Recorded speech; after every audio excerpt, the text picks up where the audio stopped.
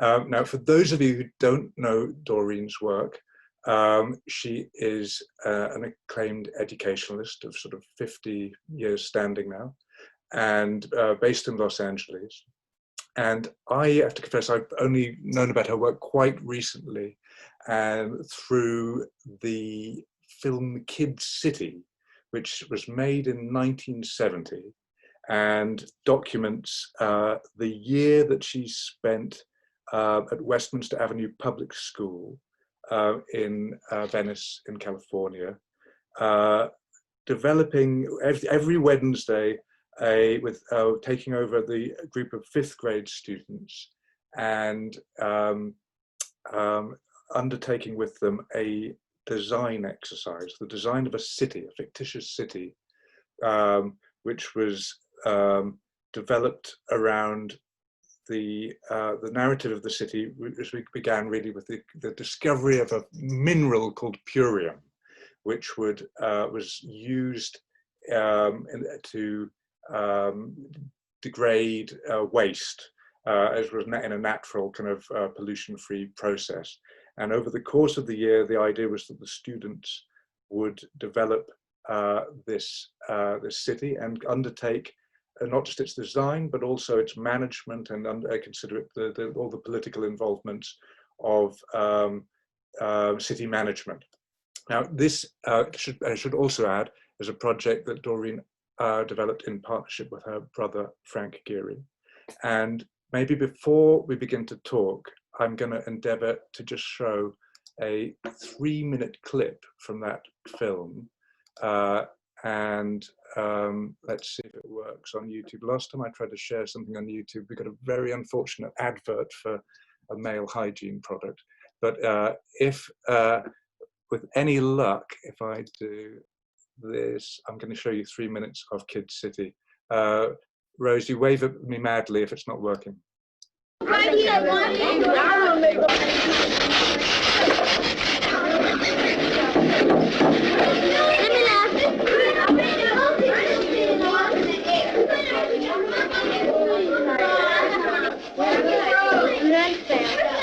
I just got a telephone call that there's a lady who's going to have a baby that's coming in on the airplane. right over here. Oh, great. Hold it. At a hospital for the lady who's going to have a baby. Do we have an ambulance? No, we don't have an ambulance, and the lady lives over there, and the hospital's over there. How are we going to get the lady who's going to have a baby from the house to the hospital? Where's our transportation people? Roads. There are no roads. A bridge? But we've got no roads. There's no way to get her there. Maybe they want to do it in a hurry because they use a different kind of transportation. Sure. If you want to get it there in a hurry, what kind of transportation don't even do you? We need roads. You want to get the lady This is our transportation. Oh, no. Big highway. Oh, my goodness. Well, I'm sorry. We just have no way to get the people in. Have to put a big highway down. You gotta take the trees off. Tell me about this. What's this? We got a little drive-through. Oh, that's fine. You need it right away. This up here. Like if we wanted to put a skirt, like a park, is over there. We put That's pretty good. It won't stand up. Can you put it this way to take up less space? Maybe save some trees? Okay, we're about finished, you guys. Okay, come on, we're just finishing up. Okay, what about the traffic? We said we didn't want to have cars, trucks, too many roads. How about our Purium City? Do we have that? No. Are we going to have traffic problems there? No. Yeah. Yes. We are, aren't we? So did we do a good job here? No. No. So we get a big X. Big X there. No good. We lost a lot of trees, so we lost on that. Mr. Gehry, I'm looking about the enemies and wars. I was going to get to that. Okay. Now when you get fires and traffic and overpopulation and no trees, do you have wars and enemies? No. Yeah. Yeah. Not wars maybe, but at least a lot of people are nervous, aren't they? Yeah. They tend to fight with each other then. Yeah. So we didn't win that too well. No. How would you guys like to keep working on cities for the rest of the year? Yeah. So I'm going to come back and talk to you again, see how you're doing. I don't know. I'll come all the time. So that was a clip from 1970, and you were seeing Doreen and her brother Frank teaching these fifth graders, and in the background was Mrs. Van Arsdale, who was comes out as not altogether sympathetically out of the film. Doreen, could you give us a little background as to how that film came to be made, and what was the process by which you ended up doing this? Good afternoon, everybody. I'm so happy to see everyone. That is like looking at my baby pictures to see that film again. It's so long ago. I had been a teacher, a fifth grade teacher in the school across the street from the office of Ray and Charles Eames. And they came to see what I was doing with the students. We had built a city that resembled Oakwood of the future. They had I had the students research their own community and then make a city for what they dreamt about for the future. And because of Charles Eames, we got funding from the National Endowment for the Arts. I was pulled out of a classroom, and I was in charge of training 3 teachers in my methodology. And I had never done that before, and I don't think I was very good at it in those days. I kind of bumbling around trying to explain what we were doing. Marion Van Arsdale, that teacher, had every right to feel how she felt, because we had never done a proper training with her of what we were up to. And Frank and I came in. I had already developed the work at that same school. I made the incorrect assumption that she knew what I was doing and what we were up to, and she didn't like it. And in fact, that film was banned because she never signed the release. It was banned for 50 years. It's just been released, I think, about 2 or 3 years ago. It was 1971 that it was made. And it was made through the office. It was made by John Borston, a filmmaker, but he was part of the office of, he was a friend of Charles Eames, and Charles had helped him set up the room with the proper lighting and so on and so forth. Looking back at that film, it was only the years later when I began working in a school district where the superintendent, the head of the school district, looked at me and said, if you want to keep doing this, you've got to write a book about it so that the teachers will understand it. And I thought, okay, well, I'll write a book about it, which I went on to do.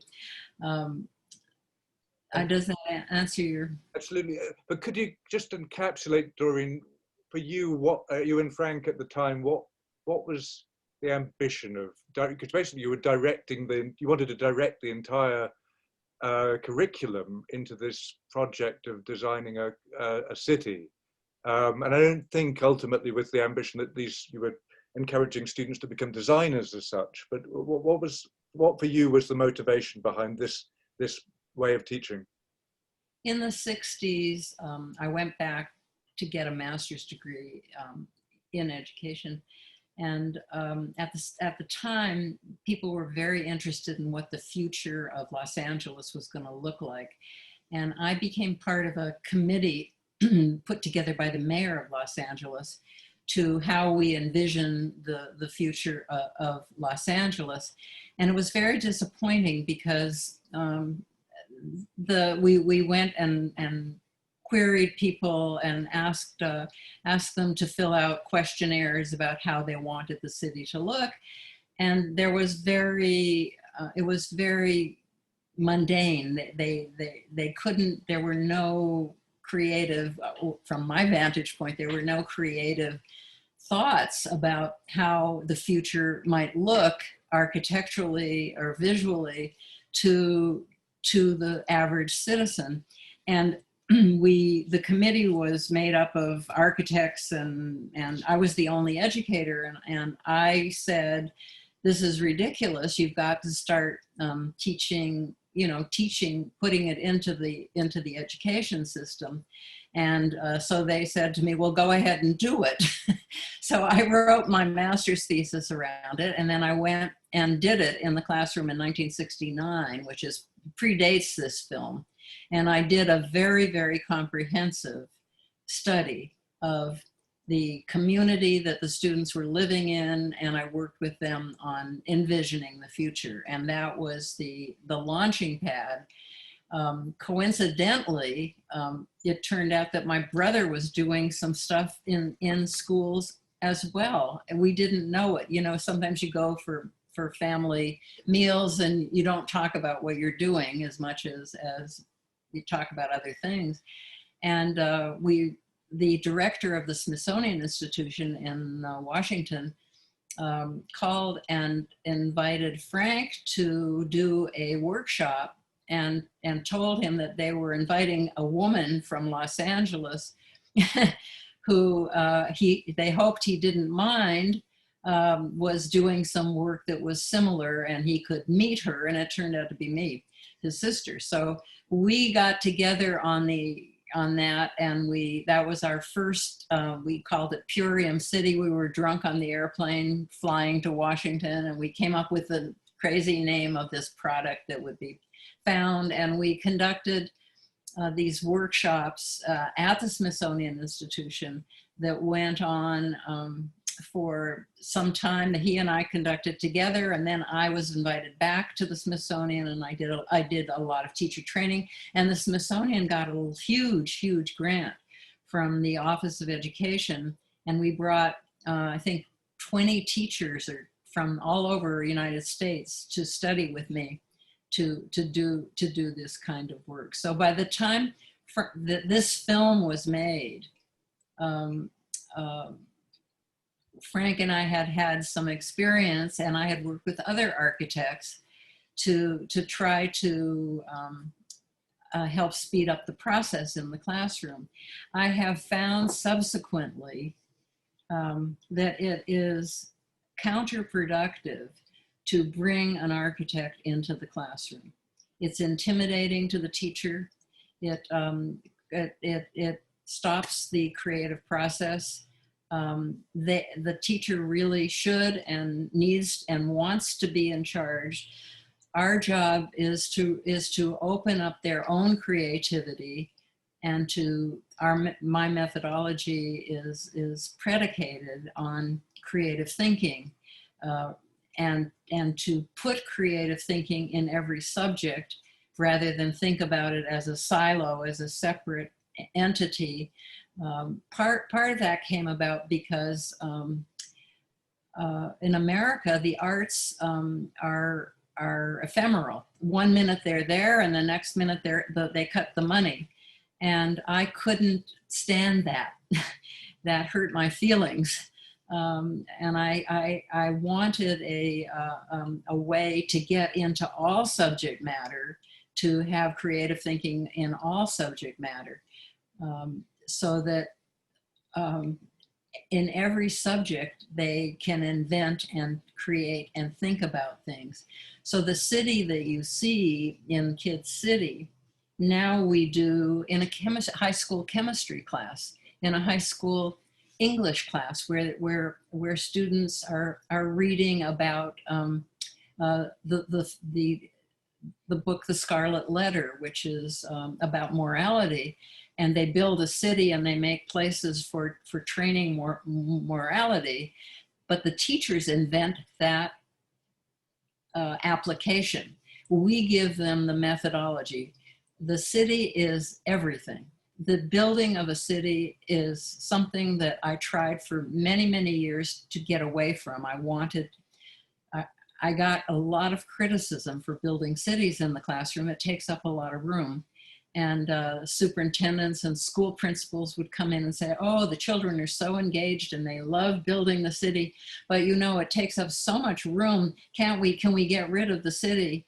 And I tried, but there's the city is a metaphor for interrelated subject matter. It's a metaphor for everything. And to give up the city, you give up the thinking about eternity. I mean, about the whole future of our society and our world. And in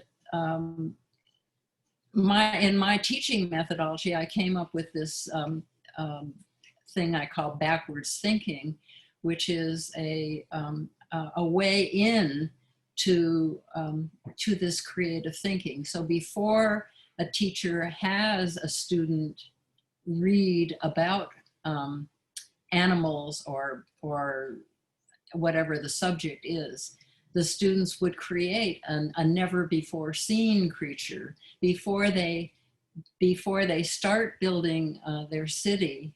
They make never before seen shelters for their creatures to live in their city. So it's this wonderful world of never before seen, which is from a child's point of view, it's never before seen.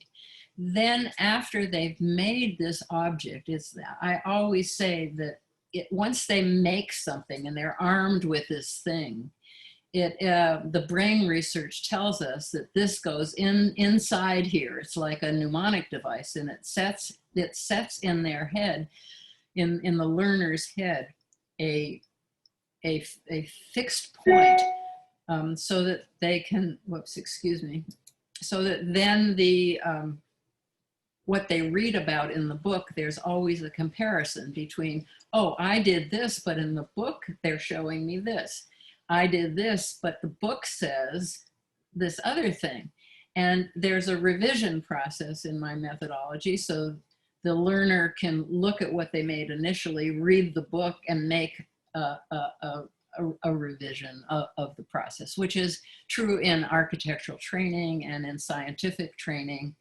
An example I love to give is the creature that is built in the second grade, where they're studying the senses, how the creature moves, how the creature smells, how the creature how it feeds itself.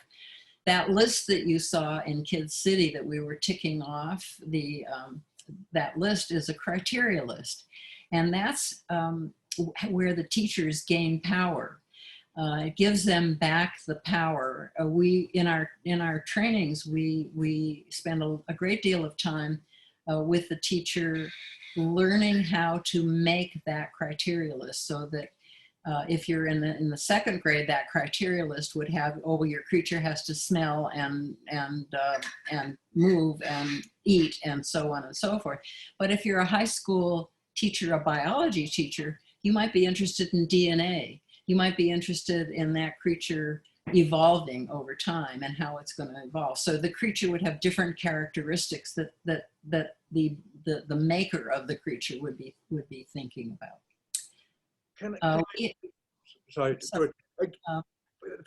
Could I maybe just ask you a little about your own kind of education and you know how your thoughts as an educationalist developed from the way that you'd studied. And I know that John Dewey was a particular influence, I think, on your way of thinking, and this principle of my hero, learning through making or learning through doing. Could you talk a little about just that trajectory, and also perhaps related, where your interest in architecture came from, and urbanism? Was that purely through your brother, or was that something completely independent? Well, Frank is 8.5 years older than I am, so I got architecture secondhand smoke. He was my hero, my big brother, my everything. I just thought, and I still think he's the best in the world. That's my architecture training and influence. And Frank is a wonderful teacher. He doesn't tell, he lets one experience what's going on. In terms of our background, we come from a meager a meager family background. We had very little in our family. We grew up in Toronto in Canada. We moved, but there was always an interest in the arts. There was always, even though there was no money, somehow our mother managed to take us to concerts and so on and so forth. We came to California. I was 10 years old, so Frank was almost 19. He was entering architecture school. I was interested in music, and I became a harpist, and I studied music in college, and played in a couple of orchestras in college. And then when I was 21 years old, I stopped playing altogether. I just hated it all of a sudden, and I knew I wasn't going to be very good at it, and I like to be good at the things that I'm doing. And I became interested in, I had to get a job, and I didn't know what to do, and we ran out of money in the family, and I started teaching, and I went to the elementary school at UCLA, and did my training there to learn to be a teacher. And I fell in love with the stuff. I fell in love with the place because that school is predicated on the thinking of John Dewey, of hands-on thinking. So we made things and we did things. For example, I was trained to teach about Japan or the Westward Movement. In the Westward Movement, they made wagons, and we pretended that had the kids dress up like pioneers, and they did role playing and studying, and they made objects, physical objects that were replicas, miniature replicas of the pioneers. Then when I must have been very good at it, because I got hired immediately at that same laboratory school to teach. And I developed a unit on Japan. And again, in that unit of study, we built soji screens, and we did tie-dyeing, and predicated on John Dewey's. I studied there with two of John Dewey's disciples, direct disciples. So I really got my stomach full of John Dewey, and I understand it in a way that it became my passion, because he wasn't just saying learning by doing. He was talking about a democratic society. He was talking about how when you learn by doing, you learn together, and you form a community, and that there's a relationship between the child and the society, that they're not separate. And my favorite line of his is that classroom life is life, and it's not preparation for some very remote future. And if you take that literally, which I did do, that means that the classroom teacher has to share the classroom with the students, because we're all living in that room together for the period of time that we are together. And we have to learn to coexist as a society. And that's what John Dewey was saying. For those of you who haven't seen Kid City, I'm going to just close your ears for a moment, because there's going to be a spoiler coming up. That Doreen and Frank get sacked kind of about 2/3 of the way through. Is that a fair characterization? You get yeah, we get kicked out. We get kicked out of she kicks us out. Well, you don't have to show it if you don't want to, but she kicks us out, and with good cause. And she brings in an urban planner from USC, a really nice person that Frank knew, and they miniaturize the project. They take what was big, and using kids' big muscles and having them communicate together, and they basically made a park with some buildings around. They Well, you can show it if you want to. I wasn't going to show it, but I was interested. There's a particular moment when you and Frank are talking about your disappointment of the direction that the project's gone in these other hands. This was afterwards. John Borston brought a camera to my home, and Frank and I talked together on what had gone on there. That's what you mean? And it was fascinating because one of the things that you kind of focus in on as being the disappointment is that conflict has been taken out of the process, that by atomizing the students' projects, they were no longer being asked to negotiate. So it felt very much that, as you say, for Dewey, the idea of democracy is sort of central.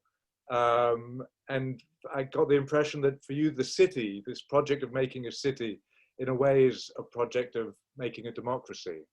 Yes, it is. You know, Ellis, we have Jessica Heim here, and she has to go.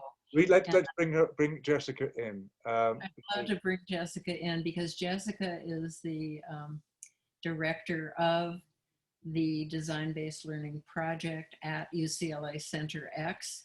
And she's just been hired there in an endowed, there's an endowed chair in my name that was given by the Gehry family. And Jessica is the first recipient of that position. Jessica, would you tell us a little bit about how the foundation sort of moving forward? Because I know this your role has really been established, I think, in the last couple of years. Tell us what you're working on at the moment. Sure. Okay. Hi, everyone. Good morning. My name is Jessica Heim, and like they said, I'm the director of the Design-Based Learning Project. What we are is really, we're under the umbrella of the UCLA Graduate School of Education and Information Studies. And we are housed in a place called Center X, where we have many different specialized projects where we provide and develop teacher development programs for teachers. So there are subject area programs. Under design-based learning, what we do is we really work with schools and school districts to provide professional development regarding design-based learning. We go into classrooms or in online classrooms to help coach teachers in implementing the methodology. And then we also develop workshops that we do through UCLA. So we can do any number of, introduction to design-based learning. We've been working on some building relationships in the online classroom workshop as well, with how things are changing. So right now, what we're really focusing on is how to give teachers what they need during these difficult times. How do we help them with now translating design-based learning in the online classroom? And how do we support them as they implement these techniques in their classrooms? Fantastic. And you're now working, the film of Kid City is, they're all fifth graders, but as I understand it now, you're working across the whole kind of K-12 age range. Absolutely, yeah. So we have, everyone ranging from kindergarten, pre-K to high school. And even we've had university participants as well. So yeah, there's a big range in using this right now. And presumably quantifying the actual impact, educational impacts of this teaching method has been a kind of central concern now that it's been up and running for 50 years. You must have been able to assemble a very significant kind of database about the impact of design-based learning. Absolutely, yeah. I mean, we've worked with so many teachers and schools over the years.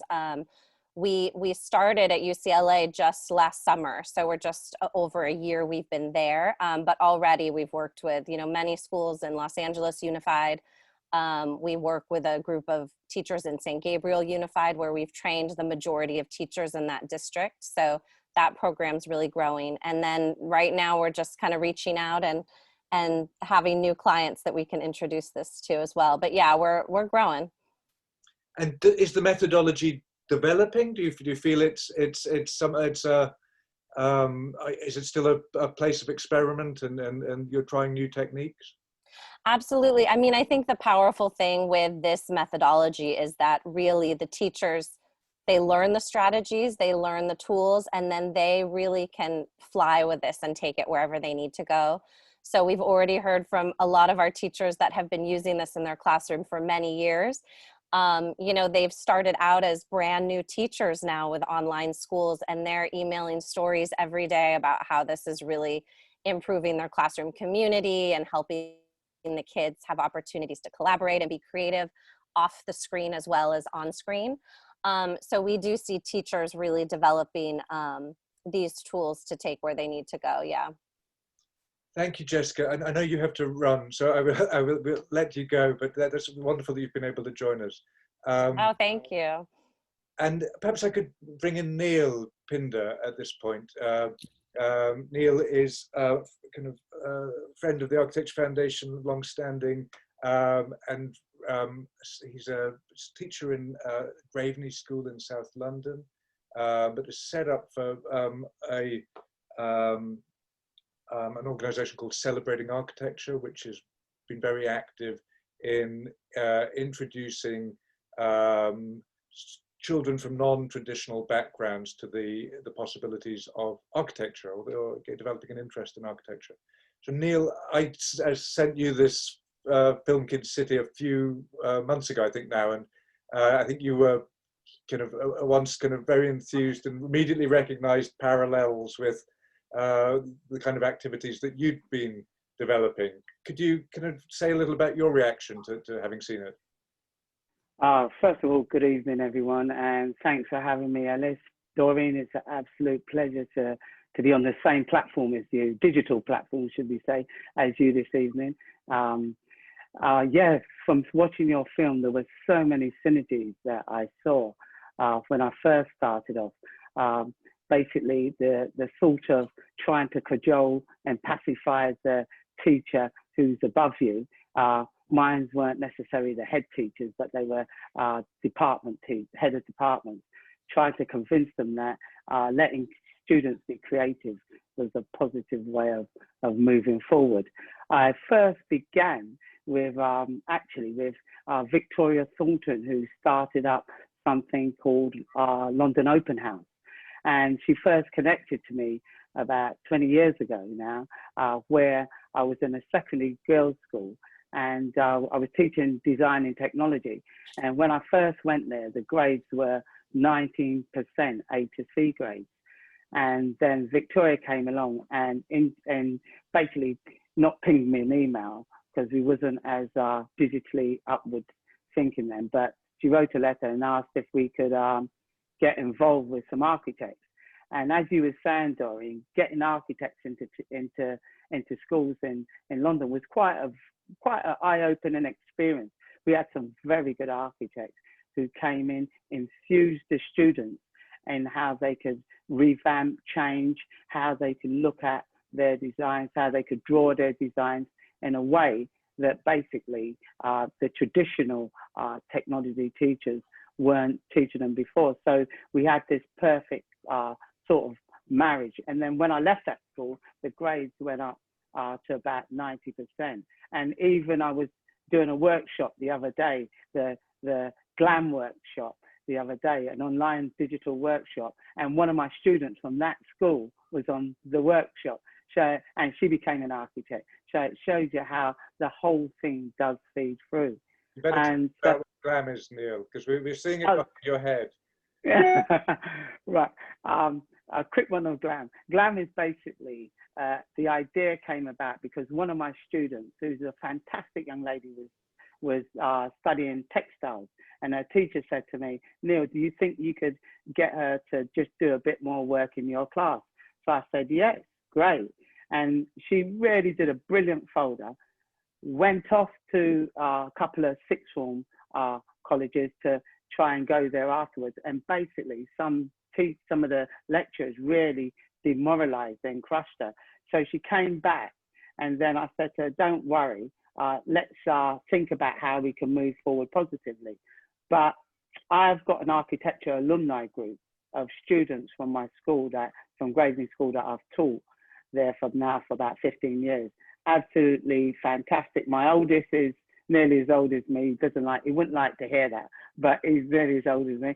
But but all together, they're the alumni group, and we fuse, what I do is I fuse architecture and textiles together. That's what GLAM's about, fusion architecture and fashion together. So it's wearable architecture. And all the kids know I love Louis Vuitton, they see me wearing Gucci. So I thought a perfect name would be Gucci, Louis Vuitton, Architecture and Me. And Harriet Harris from the Pratt Institute called it a Trojan horse. And I think that was quite an apt name, because what it does, it entices young people to come in, just look at the name and see where they can go from there. And then next thing they know, they're designing, making wearable pieces of architecture, and we create the workshop around them.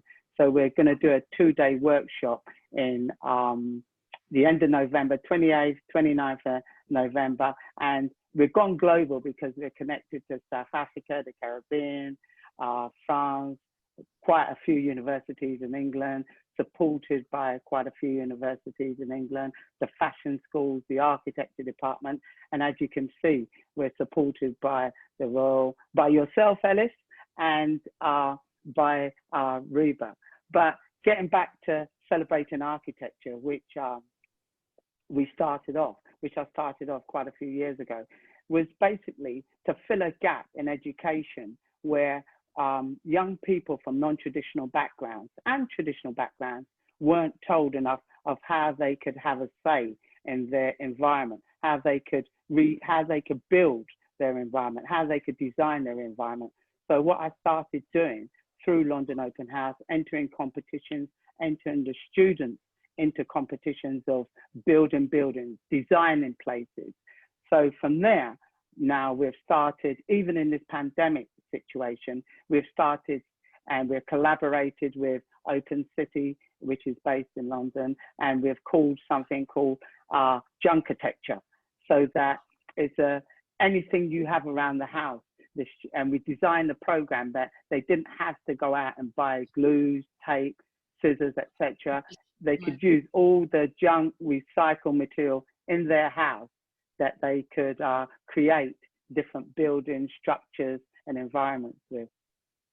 And Doreen, so Neil's kind of particular focus, to say, sort of been about introducing young people to to an interest in architecture, to the possibility of architecture and urbanism as a sort of career. I mean, that's not been the focus of your interest, I think, for you, the outcome of these design challenges, as you put it, is potentially a much broader transdisciplinary set of connections. But has one result of your teaching method been to introduce students from non-traditional backgrounds into an engagement with the built environment? And what have people gone on to do who've been through your teaching method?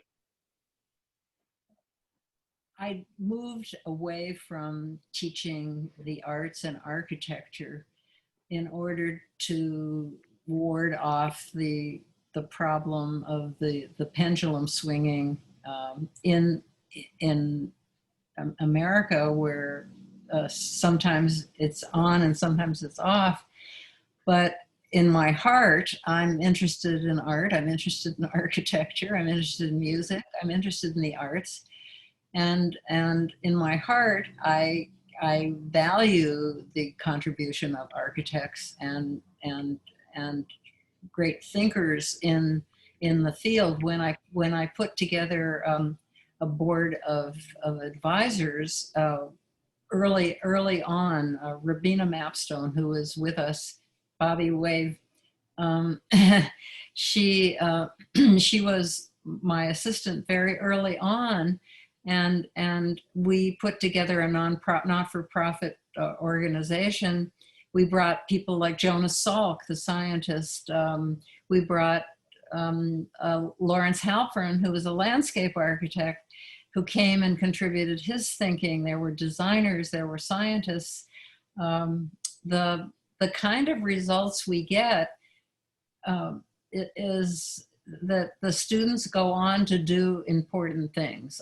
Yes, we get a lot of them going into the arts, into architecture, but We just did a project where we brought together a student from 50 years ago named Portia Grimes, and she became a nurse. She was the first in her family to go to college, and she raised 2 sons and they went to college. So we've done longitudinal studies. We've looked at the kids from the first class. I have from the master's program, where I did the training in the master's degree program, part of that was the collection of data to find out what Neil is so nicely talking about, the issue of test scores and testing and data that you can show to school districts, and you can use as a bait to get people involved. We have that. We have incredible results. It's the same kind of stuff that Neil says. We're not teaching, it looks like we're not teaching the times tables, but somehow they learn the times tables. It looks like we're not teaching them how to use a ruler, but somehow they learn to use a ruler because they have to measure their buildings. It may not seem like we're teaching them how to do public speaking, but they have to stand up and speak because they become the mayor of the little city, and they have to stand up and give a speech about being the mayor.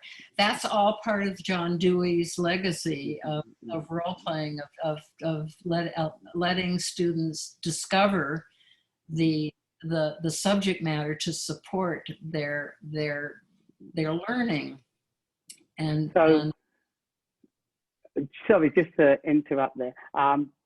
I see that there's, as I said, there's a really good coming together. We suffer from the same sort of narrowing of the curriculum each time the government, we change government to a more sort of capitalistically orientated government. They tend to try and narrow the curriculum. So at the moment, we've got something called Progress 8, which they're focusing on the core subjects. But what we do in Celebrating Architecture and in Homegrown, we try to expand that because we're linking into something called STEAM, science, technology, engineering, arts, and maths. So STEAM is basically about infusing people that you don't have to be a mathematician. All you need to do is to work out proportions if you're designing something. And so what I do in my teaching, I make sure that the groups I set up when I'm doing a project, I say to them, look, find out who's good in maths in your group, who's creative in your group, who's a public speaker in your group, because all of these will make up your team. If you have too many maths people, you won't be able to do the creative stuff. If you have too many, etc., you have to have a fair balance. And this is how they can think across the curriculum and be engaged and have ownership and take ownership of what they're making. So there are so many things that happens across the water that is reflected exactly the same things that we're faced with the same situations here. So Doreen, when you were, this strategy of identifying your work not as an arts project, it's about, part of that is about protecting the work from being marginalized from the fluctuations in arts funding within education. Am I right in understanding that? It's a nice way to say it. Okay. So the data becomes very central to being able to make that case that that you have benefit outside the silo of art subjects.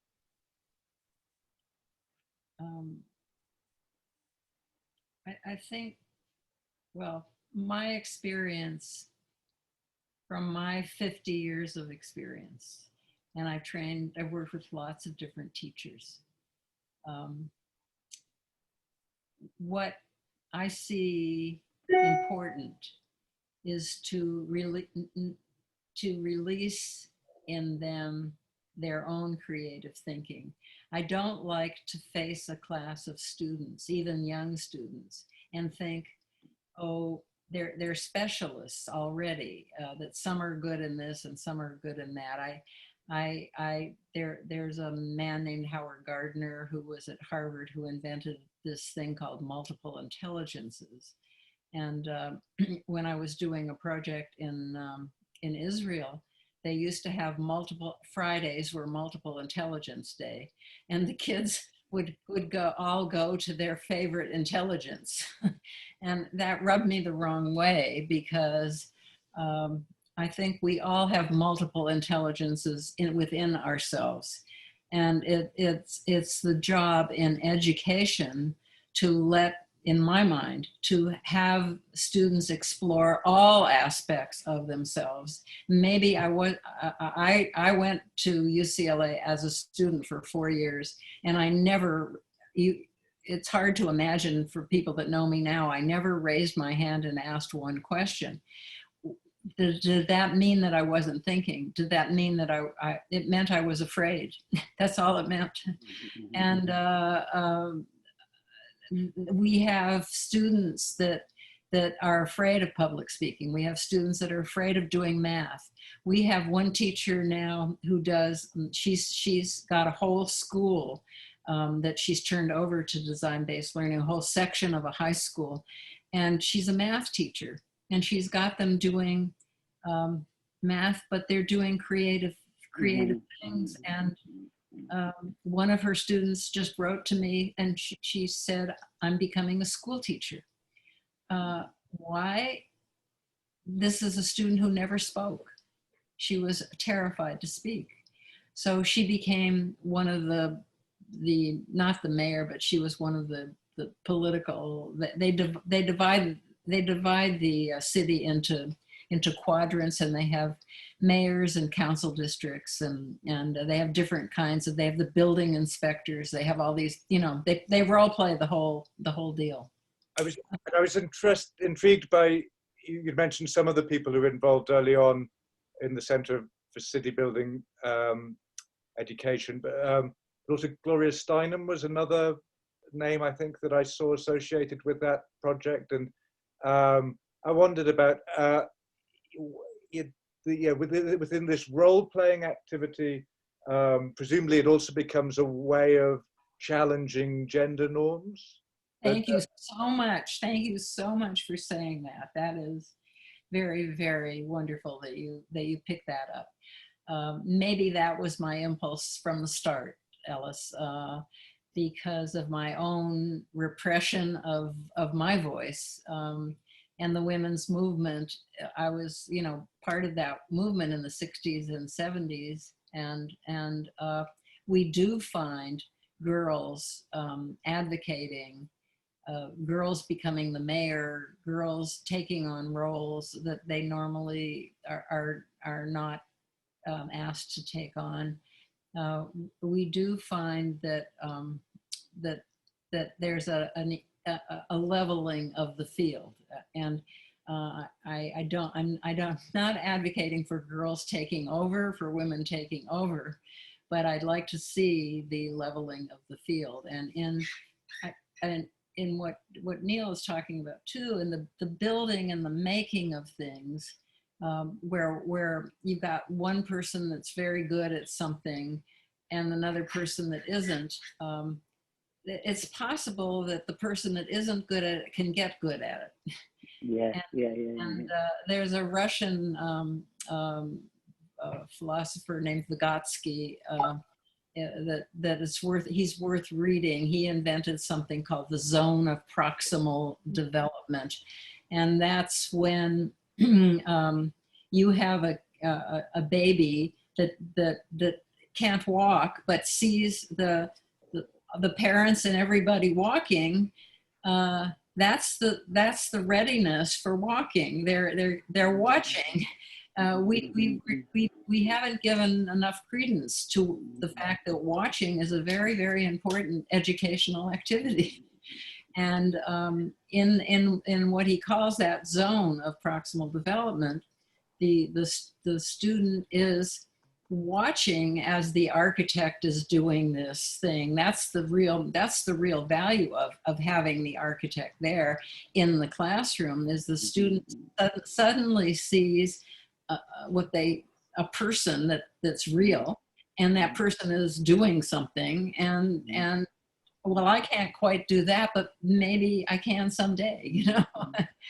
I think that when, in my experience, when I fuse different groups together, and they might be unlikely companions, but when you fuse people together and when they go together, it's amazing, as you were saying, that the person who tends to be the quiet person, you suddenly see them taking control of a certain situation. Why? Because they're in this confines and they feel they can express themselves. And what I try to do is inspire kids throughout their sort of development of their making stage, design stage. And then when you bring in role models who will come in and say, role models that look like them, may sound like them, who basically they say, right, if they can do it, I may be able to do something. And at the same time, I think it's really important for educators to show their fallibility. So I say to the kids, look, I'm absolutely useless at math, but I can design. And if they ask me questions, I can put things together. I don't know how I do it, but if you said to me, oh, Pythagoras, work that out by using that, I'm lost. But so what I say to students, you can not have a clue, not have an idea, but if you've got the sort of general background, you can manipulate, you can ask, you can do this, that will get you through. You don't have to know every single equation. You don't need to have every single theory. You can get your way through by asking and injecting passion into your work and having pride about your work. And I think they're the core values that I try to get young people to understand. You can do anything you want to do. All you have to do is either ask, get help, read a book, etc., or look it up online nowadays, or YouTube it most of the time. And you could get your way through different things. We've got some questions. First up, Constantine. Constantine. Yeah, okay. Hi, I have a question. It is based on my experience because there are several friends of mine who study architecture in Asian countries and also several in European countries. And I see the difference between the method of teaching in European countries and in Asian countries. I don't mean to generalize, but this is what I've seen. My question is how to make architecture students keep exciting to discover more about architecture, because you know, in Asia it's like the material for students to learn about architecture is too stuffy. It seems too stuffy, and I saw them suffocate. I know architecture is really a hard thing to learn or to study about, but it's quite different in European countries. I know the approach is like more. I don't mean to say relaxed, but I don't know how. But the students keep exciting to discover more about architecture. So, what kind of approach should be taken by the lecturer, ideally? Thank you. I'd like to answer that question, or I don't know if I can answer the question, but it's, let me tell you a story. I was teaching, when I first started teaching at the university, I was invited to teach first-year architecture class, and I'm not an architect, so what could I teach them? And all I know is how to launch creative thinking. And a lot of those students were stymied because much of the coursework was to make a building in the style of Frank Lloyd Wright, or make a building in the style of Ludwig Mies van der Rohe, and not asking them to make a building in the style of themselves. So there was one student that they wouldn't let her graduate. She had had 4 years in the college of architecture, and she couldn't graduate because she couldn't design. She had real trouble finding her own voice. She couldn't do an original design. She could build models like from here to tomorrow. She could do, you know, drawings and what have you, but she didn't have an original idea in her head. So they called me into a meeting and they said, okay, we're going to assign her to you and you've got to fix her. And I took her to the 3rd grade class where the children were exploring how many different things you could do with something. They were just looking at how you can take one form and how many things you can do with one single form. And I had given them toilet paper. I was working with their teachers, and we'd given them toilet paper rolls, and they had to come up with the million things you could do. And I asked her to do the same thing before she came to the class of 3rd grade students.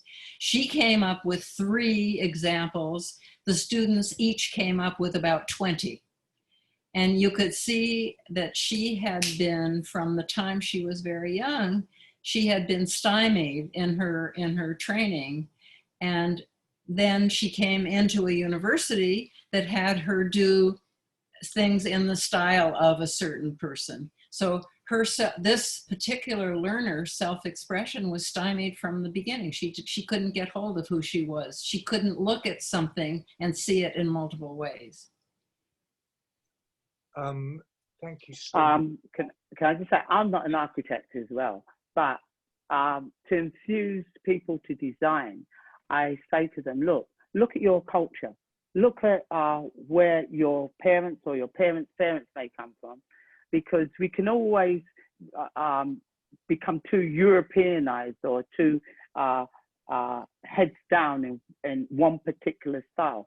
So I think if you say to students, well, for example, look at the Yinka style, look at this style, look at that style, look at the traditional style of different races, and you'll see that they can infuse you. They will give you some sort of added bonus, added value to your design process.